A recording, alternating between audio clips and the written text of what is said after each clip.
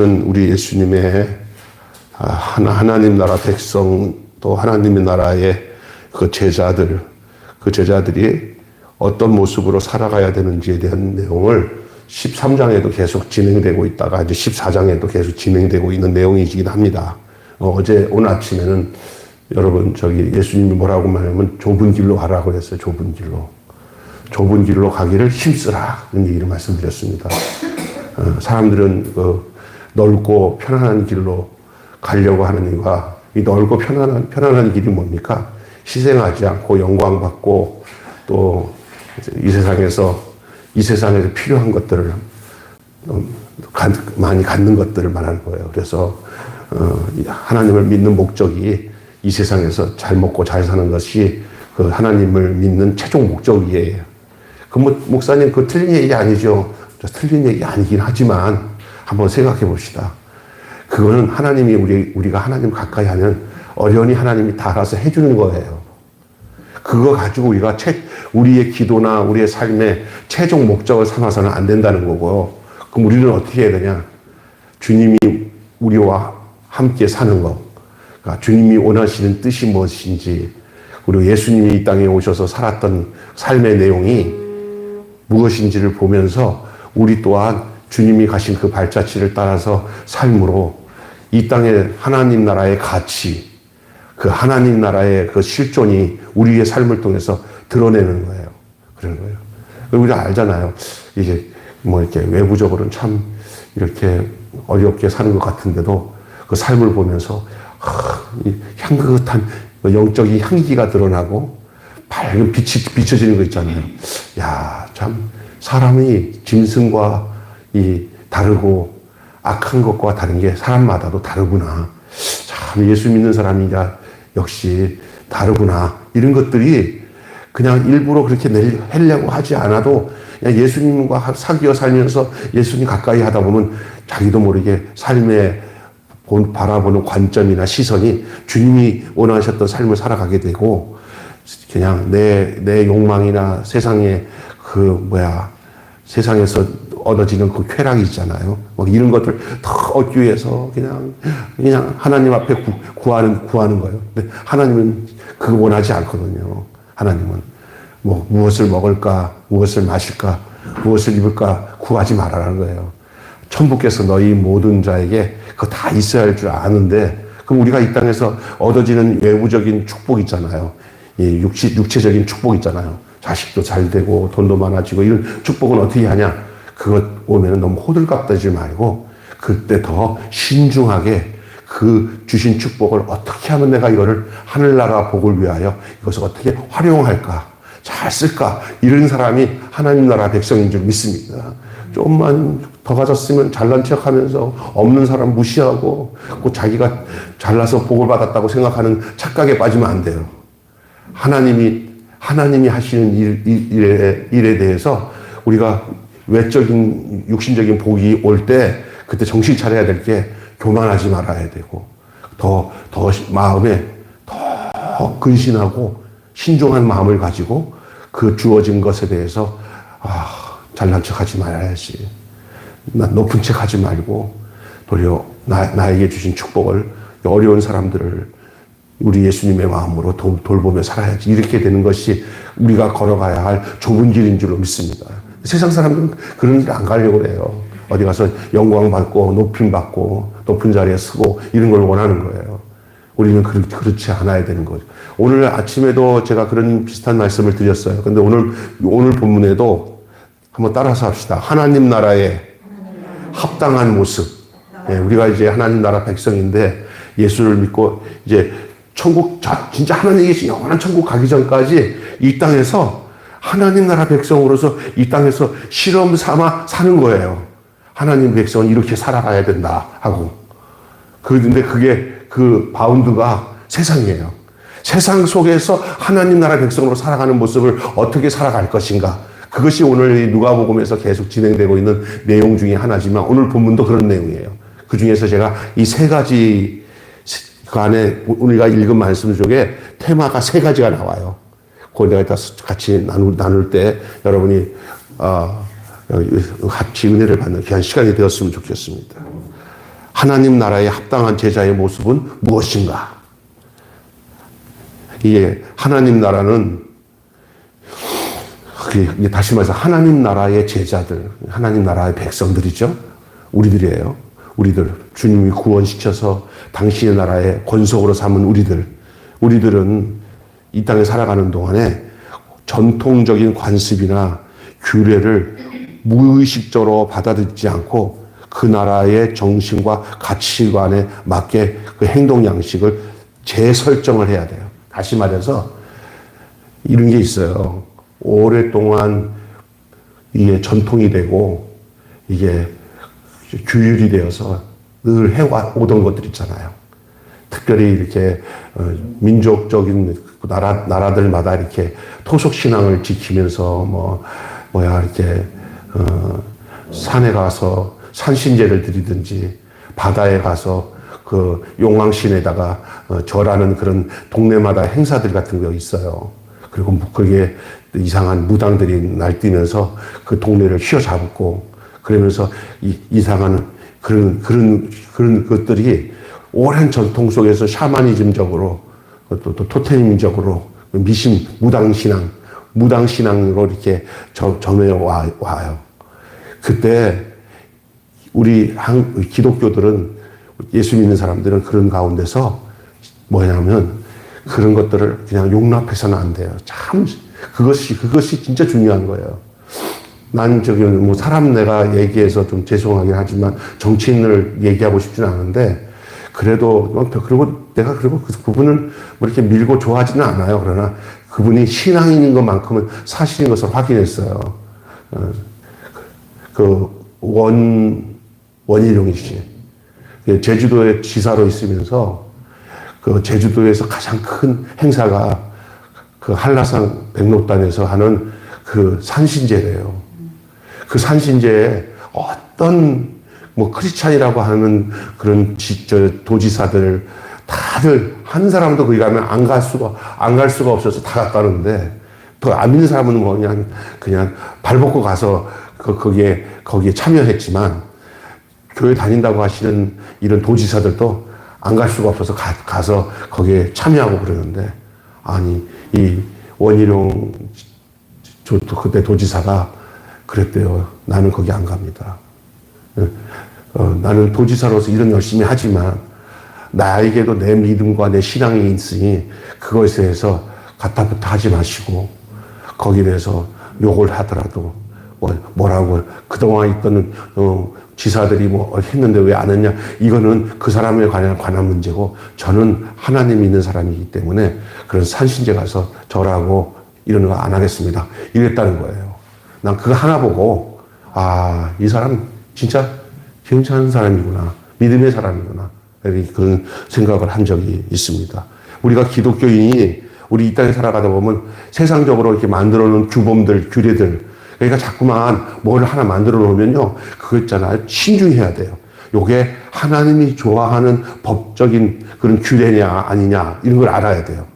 그거 잘해야 돼요. 그래서 우리가 하나님 섬기는데 유익하고 반듯한 그런 규례면은 괜찮습니다. 좋습니다. 이래야 되는데 그거 하나 딱 결정했는데 그 결정한 것 때문에 모두가 그걸 따라야 돼. 그걸 딱 보니까 하나님이 가증히 여길 수 있는 것들이 한두 가지가 거기 섞여 있어. 그럴 때는 그런 것들은 거기에 법안이 올라오든지 규칙에 집어들 때 그걸 못하게 해야 되는 줄 믿습니다. 아멘. 그래서 뭐냐면 예를 들어서 그 규칙에 주일날 다른 날 모이던 거를 갑자기 주일날로 바꾸든지 또 하던 그 안에 무슨 예배나 하나님께 찬양하던 것도 다 빼버리고 니나노 파는 데로 와서 니나노를 하고 그러든지 그렇게 법적 바꿔놓든지 이러면은 그때 아니요 하고 그걸 바꿔야 돼요. 그런데 하나 딱 접해서 받아들이기 시작하면 그게 있잖아요. 1년이 지나고 2년이 지나고 3년이 지나면 그거 바꾸려고 하면은 어떤 말이냐면 옛날 또 했는데 무슨 짓이냐고. 옛날 또 했는데 바꾸기가 더 어려워요. 아예 시작을 안 하게 하고 또 잘못된 것들은 또 하나님이 원하시는 쪽으로 바꿔야 되는 거예요. 제사를 드리는 가정이 하나님 앞에 예배드리며 추도 예배 드리는 것으로 바꾸는 것은 잘하는 일이에요. 할렐루야. 그러나 추도 예배 드리다가 갑자기 며느리 하나가 들어와서 아버님, 우리도 제사 드리는 게 좋을 것 같아요. 그런데 나이 든 사람들이 뭐 그 며느리가 뭐 돈도 많이 주고 하니까 그래라. 알고 보니까 그 며느리가 무당집 딸이야. 그래서 그 지역 엄마까지 데려와 갖고 막 난리치면서 그 제사 비슷한 국거리 같은 그런 행사를 하는 거야. 그럼 나라가 망하는 거야. 우리가 성경에 보면은 그런 것들을 받아들이기 시작해서 그 좋았던 왕이 망하는 쪽으로 가는 왕이 있었어요. 솔로몬 아닙니까? 솔로몬. 또 그 성경 보면 그 유대 나라가 망할 때 전부 다 그 외국의 그 우상을 섬기는 그 사람들에게 결혼을 해가지고 받아들여서 망하는 거예요. 이런 것들을 여러분 잘 알아요.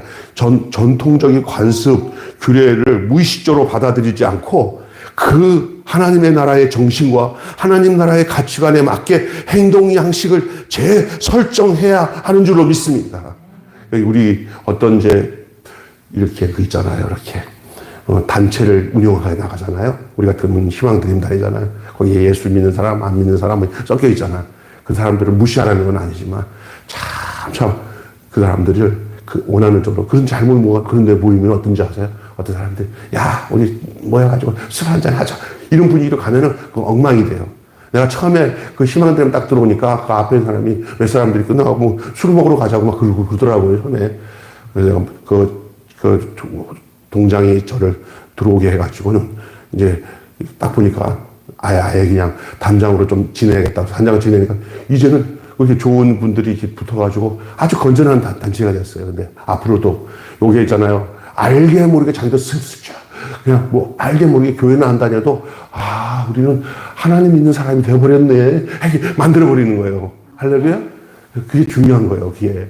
그래서 그 지도자가 어떤 사람이냐에 따라 전부 다 금세 확 뒤집어져서 하나님 나라 사람이 되게 할 수는 없어도 그 중심축이 그게 지도자가 그렇게 끌고 가면은 그게 그 조직이 되는 거예요. 그렇게 되는 거예요. 하나님 나라의 영향력을 나만 하나님이 다스리는 게 아니라 나와 함께하는 모든 사람이 어줍지 않게라도 다 하나님이 살아계신가 보다. 우리도 하나님은 어느 날 찬양도 안 하던 사람들이 왜 우리 찬양 안 하냐고 우리 하자고. 저번에도 그러더라고. 그 크리스마스 때 이렇게 예배를 그냥 초청을 안 했는데 그 불교 믿는 우리 아무개 우리 나이 드신 분이 왜 이번에는 크리스마스 때 그 매일 교회 안 가? 먼저 서두르더라고요. 그래서 이게 참 좋은 거다. 이게 참 스며들. 오늘 보니까 그 남편이 성경책을 그 김진웅 목사님한테 감명을 받아갖고 성경책을 사가지고 성경을 읽게 됐다니까 우리 장로님이 이희성 장로님이랑 만나기로 했어요. 만나서 서로 사귀면서 한번 교회로도 한번 이끌을 수 있으면 해보자고. 불교 믿는 사람들이에요. 그러나 이게 기독교 신앙으로 드러나는 거예요. 하나님은 우리가 이렇게 하나님 나라의 그 가치관, 정신, 거기에 맞는 행동 양식으로 재설정하기를 원하시는 거예요. 사회적 시선을 의식하지 않고 신앙적 양심과 말씀의 가르침을 따라 행동할 수 있어야 돼요. 사람들이 나를 어떻게 볼까? 예수 안 믿는 사람들이 나에게 어떻게 공격할까 하지 말고 조금 처음에는 힘들 수 있어요. 왜냐하면 사탄이 장악하고 있는 시대에 하나님의 권속들이 살아가는 데는 언제든지 저항이 있어요. 그렇지. 언제든 예수님 때도 그랬고요. 얼마나 힘들어요. 그러나 그것들을 뒤로 물러서서 그들과 타협하고 뒤로 물러서면은 복음 전파는 이루어지지 않습니다. 예? 그렇기 때문에 그렇게 따라 행동해야 할 수 있어야 돼요. 그게 누룩처럼 번지는 거예요. 하나님 나라가. 겨자씨처럼 조그만지만 나중에는 크게 자라잖아요. 그게 하나님 나라예요. 그 나라에 합당한 제자의 모습이 어떤 것인지 오늘 본문에서는 뭘 말하고 있는지를 세 가지만 말씀드릴게요. 자, 오늘 여러분이 읽은 내용에 다 들어가 있는 것 첫 번째가 따라서 합시다. 말씀 앞에 정직하라. 시작. 말씀 앞에 거짓되지 말고 말씀 앞에 정직해야 돼요. 하나님 말씀 앞에. 오늘 본문에 어떤 사건이 나오냐면 한 수종병 든 환자를 예수님이 안식일에 고쳤어요. 안식일에는 유대 나라는 안식일에는 의료행위도 할 수 없고 온전히 안식일에는 그냥 뭐든지 쉬어야 되는 거예요. 안식하는 거예요. 그래서 저기 이스라엘에 유학 가는 우리 아는 친구가 가서 유학할 때 보니까 그 어떤 걸음걸이도 어느 정도도 걸어가는 것도 제한이 돼 있대요. 그만큼 걸어가면 그건 노동이다. 노동을 하지 말라는 거예요. 그러니까 내가 멀리 걸었을 때 이게 노동이다 하면 그게 죄라는 거예요. 그게 그 이스라엘의 방법이에요. 근데 그게 얼마나 웃기는 겁니까? 우리나라도요, 처음에 복음이 들어와갖고, 이 복음의 내용을, 이 진정한 그 안에 있는 내용을 모르고, 이렇게 율법적인 신앙생활 하신 분들이 참 많습니다. 그래가지고, 진짜, 토요일 날 먹을 거 다 준비하고, 주일날은 아무것도 안 사고, 그런 것들을 너무 철저하게 했는데, 되고 보니까, 그런 사람들이 어떻게 되냐면, 외식을 많이 해요. 그리고 또, 그러다 보니까, 더 양심적으로 죄책감에 빠져갖고 죄를 짓는 경우가 더 많아요. 그런 사람들이. 그게 아닙니다. 안식은 예수 안에 있는 줄로 믿습니다. 요즘에 주일날 아무것도 먹지 말고 토요일날 모든 걸 준비하고 그 안식일을 지켜요. 그러면 그 지키잖아요? 어쩌면 딱 지켰어. 그러면 원하는 사람 그 지킨 것을 자기 의로 삼아요. 다른 사람들은 그 주일날 막 먹고 마시잖아. 우리는 주일날 뭐 사지도 않고 가지도 않고 토요일날 다 준비해서 주일날 우리가 진짜야. 다 가짜들 이러면서 이렇게 사람을 이렇게 판단하고 폐마하는 그런 사람이 돼버려요. 그러면 그게 더 악한 거예요. 오늘 예수님 당시에 예수님이 손에 병 걸린 사람이에요. 다른 성경에는 뭐 손 마른 자라고 얘기도 하는데 하여간 손이 이렇게 꼬부라지고 이게 잘못돼가지고 이게 사람 무시를 못하는 거예요. 이렇게 돼가지고 펴지도 않고. 그런데 예수님이 주일날, 다시 말해서 안식일날 그 사람을 발견하고는 그 사람의 손을 그냥 말씀으로 권능의 주님이니까 손을 펴게 해주셨어요. 그 사람은 진짜 인생 살면서 이것 때문에 아무것도 못하고 있었는데 손을 고쳤어요. 근데 싹 지켜봤던 사람들 중에, 아이고, 야, 저거 봐라. 이 안식일에 사람 손을 펴가지고 고쳐? 웃기지요? 그거에 대해서 우리 예수님이 무슨 말씀하면, 너희가 집에 소나 말이나 돼지나 가축들 중에 구덩이에 빠져가지고 다 죽게 됐을 때, 죽어라 하고 놔둘 사람이 어딨냐? 그때 너희들이 건져내지 않겠느냐? 그렇게 얘기하는 거예요. 하나님을 어떤 하나님으로 보냐? 자기들이 만드는 법에 매어가지고 하나님을 섬기는 것이 아주 이상한 방식으로 섬기는 거예요. 그게 이상한 거잖아요. 생명 살리는 것이 우리 하나님이 가장 기뻐하시는 줄 믿습니다. 아멘. 그 얘기예요. 그래서 말씀 앞에 정직하라는 얘기가 바로 그런 거예요. 규례, 전통 이런 이름 안에 있으면 본질을 외면하게 돼요. 본질을 왜곡이 되는 거예요. 우리가 신앙생활 잘못하다 보면 하나님을 믿는다고 하면서 왜곡된 신앙을 갖고 내가 하나님 잘 믿는다고 할 수도 있다는 사실을 알아야 돼요. 그래서 늘 돌아봐야 돼요. 내가 살아계신 하나님 앞에서 내 믿음이 하나님이 보실 때, 하나님이 생각하실 때 어떠한가를 정확하게 관찰하고 이 아내를 바라볼 수 있어야 돼요. 그래서 지난번에 내가 그랬잖아요. 외부적인 것을 바라보는 시각보다는 자기를 바라보는 시각이 커야 돼요. 그래서 따라서 합시다. 다 내 탓이다. 여기서부터 시작해야 문제가 해결되지. 다 네 탓이다 그러면 망해요. 교회도 목사가 무슨 일이 있을 때 성도들을 탓하면 안 되고 그 원인이 누구 탓이요? 목사 탓이다. 성도들은 또 무슨 각자 이렇게 교회에서 중직자들이나 가정에 있을 때, 교회 안에 있을 때는 그 장로님들이나 모두가 다 아니에요. 다 내 탓이에요. 이래야 그 안에서 하나님의 뜻을 찾을 수가 있어요. 근데 서로가 네 탓이다, 네 탓이다. 거기는 뭐 마귀가 얼씨구 좋다 하는 곳이에요. 그런 곳이. 오늘 우리나라도 그래요. 어느 사람이라도 지금 정치인들 중에 진실하게 제가 잘못했습니다. 부족합니다. 아니, 겸손해지는 게 그게 죄가 아니에요. 내가 잘못해서 이렇게 됐다고 하는 그것을 고백하는 게 그게 비굴한 게 아니에요. 잘해보겠습니다. 부족하지만 저 좀 도와주세요. 이렇게 진실해야 되는데 아주 정말 무시무시해요. 절대 잘못했어도 입에서 잘못했다는 말을 하면은 이게 망하는 줄 알고 있는 사람들이 많습니다. 그리고 모든 것을 잘못한 것은 다 남이야. 나는 잘못한 게 하나도 없어. 이 마귀적인 거예요. 여러분, 말씀 앞에 정직하는 게 축복인 줄로 믿습니다. 편협된 의식과 경직된 확신으로 그 본말을 흐리지 말고 말씀 앞에 정직하게 행하는 거예요.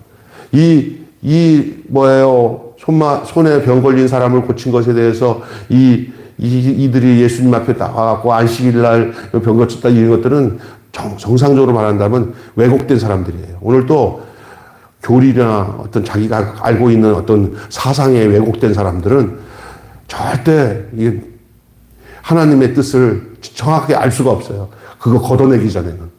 그래서 다시 말해서 가슴을 찢고 통에 자복하면서 자기가 죄인인 줄 아는 것에 대해서 하나님 앞에 솔직하게 고백할 때 그 사람은 하나님 말씀도 정확하게 들려지고 하나님 앞에나 사람 앞에서 정직하게 행할 수 있는 사람이 되는 줄로 믿습니다. 두 번째는요. 첫 번째는 뭐라고 했어요? 말씀 앞에 정직하. 두 번째 이야기는 어떤 얘기가 나오냐면요. 낮아짐으로 행하라. 따라서 합시다. 낮아짐으로 행하라. 간단하게 말하면 겸손해야 산다는 거예요. 겸손함으로 살아라는 거예요. 낮아짐으로. 서로 높은 자리를 차지하려고 하는 제자들에게 겸손과 낮아짐을 가르치는 내용이 오늘 우리가 읽은 본문에 나오잖아요. 높은 자리를 차지하려고 하면 안 된다는 거예요.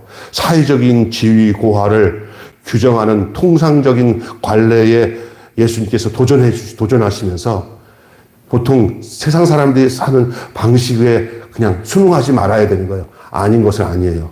하나님이 원하시는 그 관점으로 이 높고 낮은 지위에 대해서 정리를 해줘야 돼요. 어떻게 정리해야 되는지 좀 이따가 말씀드릴게요. 오늘 본문에 어떤 얘기가 나와요? 잔치에 참여해서 상석에 앉아 있는 사람이 나중에 아주 웃기는 일을 당하잖아요. 이게 어떤 얘기인지 제가 잘 말씀드릴게요. 이거 실제로 있었던 일인데 이거 성경의 얘기랑 똑같은 얘기가 있어서 그래요.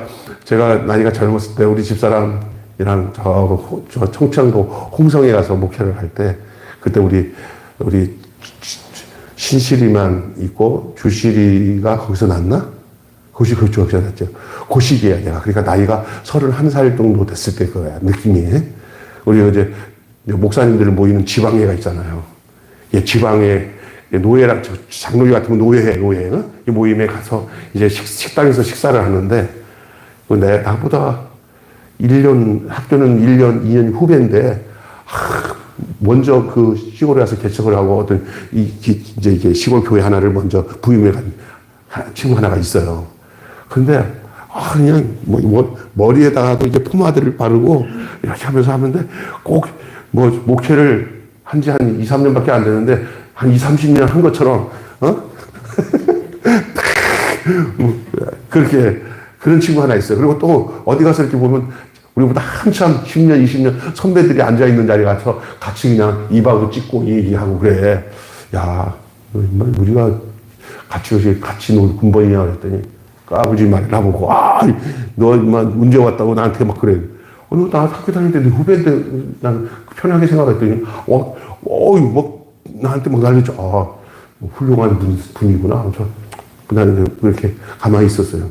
나는 언제든지 이렇게 보면 나보다 한참 후배나 좀 나이 젊은 애들 또 부목사들이 이런 애들이 같이 가 있으면 그 자리에 가서 그냥 뒤쳐서 이렇게 식사를 하고 그래서 근데 어느 날 이렇게 모이는데 그 상석에 거기는 알만한 아버지 같은 그 목사님들 또 교단에서 온 총회장도 이렇게 있고 있는데 조 목사 저기 가 있다. 그러니까 석천모 목사가 저 자식 저기가 그냥 기가 막히네. 이건 대단해. 우리는 그냥 나쁘게 생각 안 하고 이거 대단해 이랬어요. 근데 우리는 최 목사가 오늘은 좀 이상한 일이 생길 것 같다 그러더라고. 최 목사님이 왜? 그랬더니 늦게 오는 한 분이 있을 것 같은데 저 자리에 왜 저기가 있어? 저 친구 좀 이상하네. 그런데 앉아보니까 아주 큰 어른 한 분이 늦게 좀 도착해가지고, 내가, 어디 앉을까 그랬더니, 그때는 사람들에게 눈에 안 들어왔는데 갑자기 아주 좀 약간 강한 목사 하나가 있어요. 선배 중에. 야, 정 목사! 일어나! 어디서 갑자기 안 그러다가 그 어른이 오니까 자리를 찾아야 되니까. 그러니까. 일어나. 이 자식은 맨날 여기 끼어들어. 네가 그 군번이야? 군번도 아니면서 막 이러는 거야. 그랬더니 다들 있는데 그 친구 앉을 자리를 마련해 주지 않아요. 웃으면서 그리고 다들 그러는데 내가 들어가려고 들어갔지 않습니까? 누가 그거 선배 목사가 야 저기 구석에 저기 가요 저기 두 사람이 있네 거기 앉아 걸로 가 임마. 세상 쪽팔린다는 게 그거예요 그거. 그래서 내가 그걸 보면서 야 성경에 있는 내용 그대로다. 늘 자기를 낮추면 그런 꼴 안 당해요.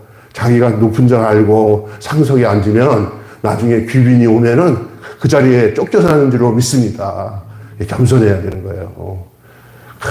일부러 자기를 난 이 정도는 높은 자리야 하고 높은 자리에 앉으면 안 돼요.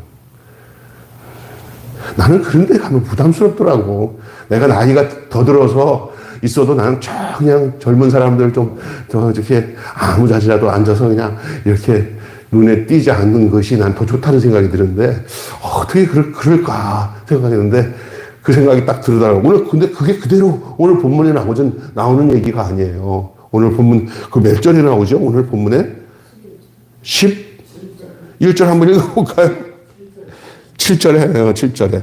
자, 시작. 청함을 받은 사람들이 높은 자리 택함을 보시고 그들에게 비유로 말씀하여 이르되 네가 누구에게나 혼인 자리에 청함을 받았을 때 높은 자리에 앉지 말라.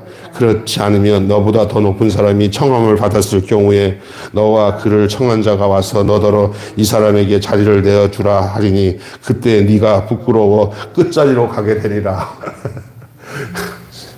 이제 이게 뭐냐?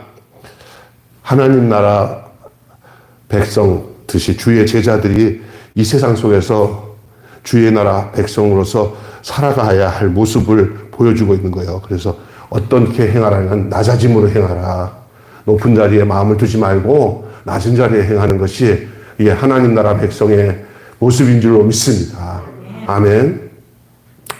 서로 높은 자리에 차지하는 제자들에게 겸손과 낮아짐을 가르치고 있어요. 사회적 지위고하를 규정하는 통상적인 규례에도 도전하시고 하나님 나라의 변혁적인 성격을 가르치십니다. 그 나라는 높아지는 이가 앉을 수가 없고 도리어 낮아져 섬기는 자가 그 나라에서는 존귀함을 받게 되는 거예요. 그래서 겸손하게 행동해야 되는 거죠. 우리가 이 땅에 사는 동안에 저와 여러분이 낮아짐으로 행하고 겸손하게 행하고 그래서 그것이 인격이고 그것이 하나님 나라 백성의 하나님 나라 제자의 모습인 줄로 믿습니다. 자, 그래서 첫째 아까 전에 말씀 앞에 정직하라. 두 번째 낮아짐으로 행하라. 마지막 자, 이제 오늘 본문 끝부분에 우리가 읽었던 내용이에요. 그러니까 이 안에 세 가지 테마가 나오는데 마지막이 뭐냐? 힘써 약한 자를 섬기라는 거예요. 힘써. 그리고 갚을 것이 없는 사람에게 그 도움을 주고 섬겨야지 갚을 수 있는 사람을 섬기면은 그게 뭐냐면은 내가 요거 너한테 섬겨주니까 네가 나중에 섬겨야 돼. 이런 조건으로 섬기지 말고 갚지 못할 사람에게. 근데 다 쉽지 않더라고요. 가능하면 이렇게 섬겨주면 그 사람이 나중에 잘 돼가지고 나를 섬겨주는 사람한테 섬기려고 하지. 그냥 내 가진 거 그냥 흘러내버리는 것처럼 그냥 그 사람이 아무래도 내가 도와줘도 뭐 재생할 것도 없고 난 그 사람한테 다시 도움받을 것도 없는 사람한테 섬기려고 하는 것은 이 세상 사람들은 그거 쉽지 않아요. 근데 예수님은 그렇게 하라는 거예요. 그게 하나님 나라 제자의 모습이라는 거예요. 그러니까 이게 진짜 중요한 거예요. 그냥 진짜 이게 보면 알겠지만 마지막 주님의 부활 때 이 땅에서 갚을 수 없는 사람에게 행한 모든 섬김, 그 사랑, 그 희생이 우리 주님께서 부활 때 우리한테 그거 다 기억하시고 갚아주신다는 거예요. 여러분, 제자는 호의를 갚을 수 없는 약자를 섬기려서 하늘의 복을 쌓아야 두어야 된다는 거예요. 이 땅에서 쌓을 복이 아니라 하늘에 쌓을 복은 이 땅에서 내가 누구에게 도움을 주고 사랑을 주고 희생을 해서 그 사람을 갚아해줬는데 너 나한테 해준 게 뭐 있어? 이러면 안 된다는 거예요. 그게 하늘에 쌓는 것은 이 땅에서 되갚음을 되면은 지 한 것 대가 받았네 뭐 이러면 안 된다는 거예요. 대가를 안 받는 것을 섬겨야 된다는 거예요. 저도 옛날에 이런 설교를 제가 다니던 교회 목사님이 했을 때 참 이상도하다. 뭐 저런 설교를 하나 할 때가 있었어요. 근데 지금 이 설교를 내가 하고 있잖아요. 예. 이거를 이해를 못하면 여러분 지금 주님의 그 발자취를 따라가는 주의 백성이라고 당당하게 말할 수가 없을 수도 있어요. 호의를 갚을 수 없는 약자들, 그들을 섬겨서 하늘의 복을 쌓아야 한다는 거예요. 아유, 갑자기 눈물이 팍 나냐. 예수님은 재산과 지위로 등급을 매기는 사회에 이 일을 제기하시고 상호성에 기반된 그 윤리에 대해서, 그러니까 주거니 받거니 하는 그런 윤리가 아니라 그냥 자기 자신을 다 내어주는 그런 희생의 사랑, 섬김, 그것에 대해서 그것을 증거하기 위해서 이렇게 주거니 받거니 하는 이 상호성 그 윤리에 기반을 둔 것에 대해서 제동을 거시는 거예요. 왜냐하면 다 그 당시에 모든 그 종교인들이나 모든 일반적인 사람들이 하나님 하면서도 사는 것은 이렇게 계산적이고 그리고 탐욕적이고 그리고 내가 저 사람한테 해줬을 때 저 사람이 하나도 나한테 도움이 안 되는 사람들은 그냥 안면몰수할 뿐만 아니라 도리어 권력과 어떤 가지고 있는 지위 갖고 눌러버려요. 무시해버리고. 그게 이 세상이잖아요. 그러니까 이 세상과 우리가 다른 점이 바로 여기에 있는 줄 믿습니다. 아휴, 저도 진짜 할 말이 없어. 너무 미안하고 내 마음이 정말 하나님 나라 백성 같지 않은 모습이 많아가지고 그냥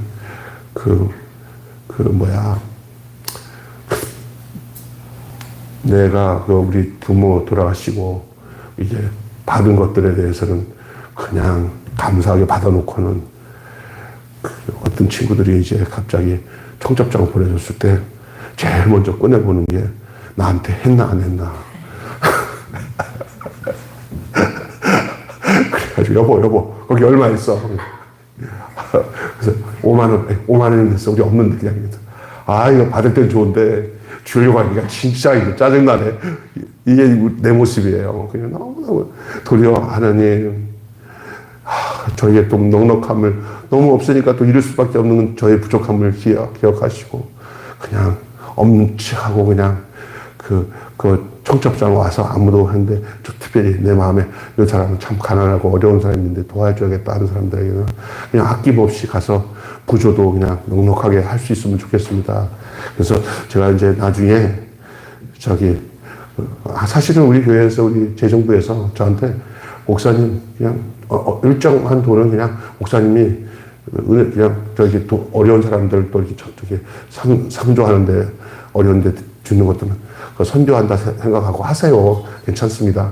뭐 사례도 별로 안 드리는데 그거라도 마음껏 하세요라고 이렇게 하긴 하지만 내 자신이 또 교회와 이런 생각을 할 때 함부로 할 수가 없잖아요. 그렇잖아요. 그렇다고 막 팍팍 할 수는 없잖아요. 그래서 그럴 때 그냥 미친 척하고 그냥 어렵고 힘든 사람들 내가 나한테 안 했더라도 청첩장이나 뭐 왔으면은 교회 이름을 가지고 하는 담임 목사니까 해야겠다 하는 생각도 하지만 참 그게 참 늘 기도해요. 하나님 왔다 갔다 해요. 그런 거예요. 이거 감각 없이 이런 거 생각 없이 살면 안 된다는 거예요. 나는 좀 그런 거는 생각하면서 살잖아요. 그때 생각을 해야 돼요. 왜? 성경에 갚을 수 없는 사람에게 베푸는 것이 하나님이 가장 기뻐하시는 거예요. 특별하게 갚을 수 없는 사람이라는 건 뭐예요? 어려운 사람들. 진짜 어려운 사람들. 교회 안에서, 다음에 얘기했을 때 너 갚아야 된다. 이러지 않고, 아무리 봐도 죽는 날까지 갚지 않아야 될 사람, 갚지도 못할 사람이면 그 사람들에게 교회는 더더욱이 그 호의와 사랑을 베풀어야 될 줄로 믿습니다. 아멘. 통속적인 그 명예 사회의 그 허위를 또 예수님이 지적하시잖아요. 통속적인 명예 사회. 자기 이름 드러내는 거. 자기 이름 드러내는 것들 굉장히 조심해야 돼요. 우리 은근히 내 이름 드러내고 내 이름이 내가 많은 일을 했는데 다른 사람들 조금만 했는데도 이름 났는데 나는 이름 안 떴다. 나를 왜 이렇게 무시하는 거야. 절대 이러지 마셔야 돼요. 도리어 이름이 드러나지 않고 하나님만 알고 있는 것을 감사할 수 있어야 될 줄을 믿습니다. 아멘. 그때 아이고 그러면서 우리 아는 분이 그러다 그 어떤 일을 하는데 그 사람만 못한 사람에게 교회에서 이렇게 칭찬도 하고 표창도 하고 했는데 갑자기 그럴 뿐도 아닌데 예배 끝나자마자 가버렸어요. 아니 장로님 가버렸어요. 아니 그 남자 권사님한테 그거 했더니 그거 줬다고 장로님이 갑자기 얼굴이 싹 해더니 가버렸어요. 그러더라고요. 에? 나중에 가보니까 설마 하고 갔는데 진짜 시험 든 거야. 에? 그랬더니 가서 목사님이 장로님 언제까지 이러세요 장로님. 이제는 장로님 그거 넘어서야죠. 그거 자기 후배 그 남자 권사 그거 정말 어려운 사람이니까 그래도 그래 어려운 가운데서 그렇게 했으면 그거 격려하고 그때 아니 이게 내가 그 사람보다 못한 게 뭐 있냐고. 못한 게 없어서 장로님한테 그걸 안 주는 게 아니라 장로는 그 이상이기 때문에 그것을 준다는 게 장로님에게는 웃기는 거예요. 그래서 그런 거예요. 그걸 누가 했냐? 제가 가서 그렇게 얘기를 했어요. 그때 가서 담임 목사님 말 못하니까. 그래도 섭섭하다는 거예요. 그래서 거기서 내가 뭘 느꼈냐면 직분이 영적 수준을 직분이 그 영적 수준에 있는 게 아니고 잃은 것에 대해서 정말 하늘나라 관점을 가지고 도리어 전도사님 잘했어. 나는 괜찮아요. 이렇게 되는 사람이 돼야 되는 거예요. 아멘. 예? 그리고 내가 그것 때문에 간 게 아니라 오줌 마려서 간 거예요. 이렇게 하면서 끝내야 되는 거예요. 그때 살짝 그런 시험이 올 수도 있어요. 기분 상하게 왜 나는 무시하나 그럴 수 있어요. 그러나 다시 곰곰이 생각하면 주님이 찾아와서 그것을 확실하게 이해할 수 있는 그런 마음을 갖는 그런 사람이 하나님 나라의 제자인 줄로 믿습니다. 아멘. 그 참 중요한 얘기예요. 오늘 제가 이 본문의 내용에 지금 우리 주변에서 이루어지는 이런 이야기를 할 얘기가 있다면 되게 많아요. 저 역시도 개인적인 것도 그렇고 이게 참 중요한 겁니다. 결론 맺고 마칠게요. 그래서 이런 거 있어요. 우리가 사는 일반적인 생활, 이 세속 사회 속에서, 세상 속에서 이 세속 사회라고 하잖아요. 이 세속 속에서 사는 사람들의 일반적인 그런 행태, 생활 모습들이 우리 믿는 사람들도 익숙해져서 어느 날 하나님 나라의 어떤 그런 내용을 가지고 찾아올 때 그것들을 이해를 못하고 우리도 거기에 자빠져가지고 막 시험 들고 할 수도 있어요. 근데 정신 차려야 돼요. 우리는 다르다고요. 우리는 결이 다르고요. 예? 질이 다르고요. 생각이 달라야 돼요. 똑같으면 안 돼요. 믿습니까? 익숙한 옷을 맞춰 살면 편해요. 그게 뭐냐. 지금까지 세상적으로 너 왜 그래 나한테 떳떳하게 가서 그 잘못된 것을 얘기해야 되는 거 아니야. 이게 세상 무시당하는 거야. 이러면 살잖아요. 그런데 전혀 다르거든요. 그리고 또 하나는, 이게 바보 같은 사냐. 그래서 나중에 갚을 수 있는 사람들한테 투자를 해야지. 그냥 가난한 사람들 해봤자 그 사람 섬긴다고 되냐? 이렇게 되면 이게 우리가 보통 가지고 있는 생각이잖아요. 그게 익숙한 옷일 수도 있어요. 아까 전에 내 익숙한 옷이라면 청첩장에 오면 제일 먼저 그동안 낸 거 보는 거. 이게 다 익숙한 것들이에요. 그 전통의 이론과 통상적인 의식을 거슬려야 돼. 세상 사람들과 다른 게 내 안에서 나는 똑같은 세상 사람과 다른 모습으로 이걸 거슬러서 살아가는 게 여간 어렵지 않아요. 편하게 입던 옷이 편한데 좀 새로 옷을 입으면 그게 까실까실하고 답답하고, 이게 익숙해지는 시간이 오래 걸려요. 그죠? 예? 우리가 지금 입는 옷은 이 세상의 옷들보다도 하늘나라의 옷이 더 우리에게는 좀 격이 안 맞을 때가 있어. 예, 딱딱하고 새로운 옷이기 때문에. 여간 힘든 게 아니에요. 다들 문제의식 없이 받아들이는 그런 판례를 뒤집어 버리는 일들. 이것에는 수고가 필요해요. 어떤 목사님이 이렇게 계량 한복을 입고 다니다 보니까 너무 편해가지고 이러다가 장로님들 몇 분이 목사님 그 장에 좀 이상해요. 목사님 좋긴 집에서는 편하게 입지만 교회에 오고 가고 하면서 예배 속에 계량 한복 입으니까 꼭 중들도 아니고 목사님 이제 그게 나온 거예요. 난 이게 편하고 좋은데 헐렁헐렁해서 좋은데 고무신 신고 그거 아니까. 근데 목사님 몇 분이 그러니까 이건 몇 분들이 이러면 받아들여야 되는 거예요, 목사. 그래갖고 이 장로들이 가서 옷 한 벌을 예쁘게 탁 껴입어서. 근데 그 목사님이 여기에 목에 넥타이 매면은 거기 답답해하는 여기 뭐 어떤 그 증후군이 있어요.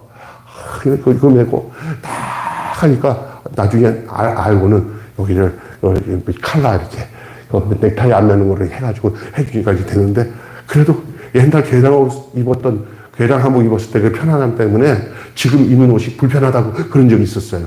근데 지금 그렇게 입고 나니까 교회에서 성도들이 말씀을 들을 때나 바라보는 게 훨씬 다르다고 자꾸 얘기하니까 아이고 내가 잘했네 그러는 거예요. 그런 사소한 것에 순종하고 따르는 것도 필요한 거예요. 근데 옷을 새로 갈아입으니까 그 불편한 게 한두 가지가 아니에요. 이건 한 예예요. 우리가 이 세상에 사람들이 사는 방식으로 똑같이 사는 것이 더 편할 수 있어요. 똑같이. 그런데 그걸 반대로 우리가 도리어 그냥 바보처럼 희생해야 되고, 그냥 눈에 보이지 않는 저 하늘나라에서 줄 약속을 가지고 그것을 순종하고 따른다는 게 도리어 옷을 새로 입은 것처럼 불편할 수가 있지만, 그러나 그것이 그 수고가 나쁜 것이 아니에요. 그 수고가 복된 수고예요. 제자는 고생스럽다 하더라도 익숙하지 않은 옷을 입는 채 낯선 길을 걸어야 할 때가 있는 것이 이 순례자인 제자들의 삶의 모습인 줄 믿습니다. 우리 예수 믿는 사람들은 세상 사람과 다른 모습으로 살아갈 때 불편함을 감수하고 그 길을 걸어가는 것이 그 우리 하나님 나라 백성, 하나님 나라 제자의 모습이라 할 수 있습니다. 한마디로, 자, 이제 진짜 마치겠습니다. 제자는 말씀 앞에 정직하고 늘 낮아짐으로 행하면서 약한 자들을 섬기는 사람입니다. 다시 얘기합니다. 제자는 말씀 앞에 정직하고 늘 낮아짐으로 행하면서 약한 자들을 섬기는 자입니다. 그것이 바로 우리의 모습이어야 될 줄로 믿습니다. 기도하겠습니다. 하나님 나라의 합당한 모습, 오늘 세 가지로 본문을 통해서 우리에게 말씀하셨습니다. 말씀 앞에 정직하고 늘 낮아짐으로 행하면서 약한 자들을 섬기는 사람이 바로 하나님 나라의 합당한 모습으로 사는 자의 모습인 줄 믿습니다. 우리가 이 땅에 살아가는 동안에 하나님, 세상 사람과 똑같은 무슨 이 땅에 우리가 존재할 목적이 어디 있습니까? 그냥 세상 사람으로 살면서 똑같이 이 세상 살다가 그냥 그들이 가는 곳으로 가는 거지만, 우리는 예수 믿고 구원받아 하나님 나라 백성으로 하나님 나라 제자로서 하나님이 이 땅에서 살 때 사는 방식이나 내용이 정말로 달라야 되는 것을 오늘 예수님은 우리에게 말씀하고 있는 줄로 믿습니다. 높은 자리에 마음 두지 않게 하시고 늘 말씀 앞에 정직하게 행하고, 그리고 갚을 수 없는 사람들을 도리어 사랑하고 그들에게 모든 사랑과 섬김과 희생을 다하는 그 삶이 세상 사람들을 볼 때는 바보 같은 것 같지만은 우리는 결이 다르고 국적이 다르고 소속이 다르기 때문에 사는 방식도 달라야 될 줄로 믿습니다. 그것이 오늘 우리에게 주시는 주님의 말씀인 줄 믿습니다. 예수님의 이름